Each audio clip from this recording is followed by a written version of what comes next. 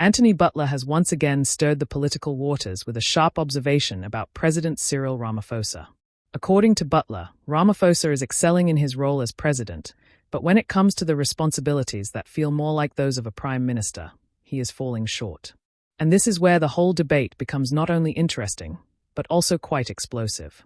South Africans have long been debating whether Ramaphosa is a strong leader or just a cautious one, but Butler's analysis puts it in a different light.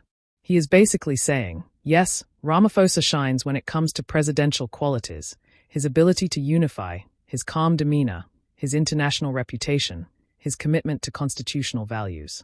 All those make him stand out and gain admiration across the globe. But when the tasks require him to act like a hands-on prime minister, rolling up his sleeves, taking direct control over government departments, pushing through tough reforms, managing the everyday machinery of the state, that's where things go missing. That's where his leadership looks hesitant and sometimes even weak. This is a huge talking point because South Africa needs both. The country needs the inspiring presidential side of Ramaphosa, but it also desperately needs the decisive prime ministerial type of leadership to deal with collapsing municipalities, state-owned enterprises in chaos, unemployment, crime, and corruption. Without that prime minister energy, things simply don't move fast enough.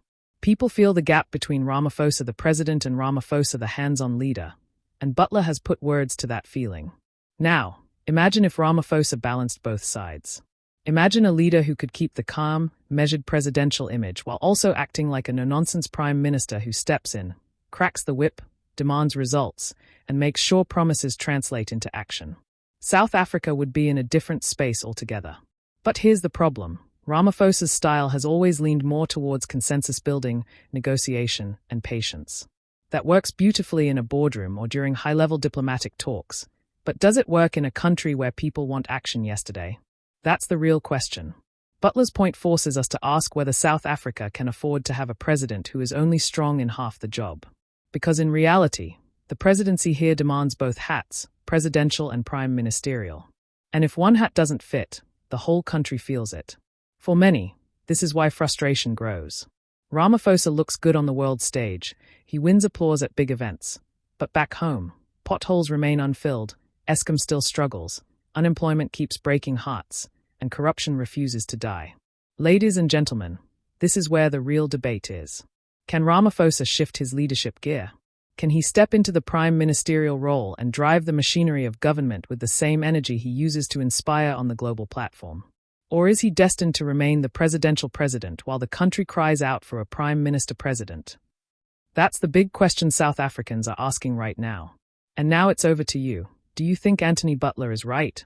Is Ramaphosa great at being president but weak at being prime minister in style and substance?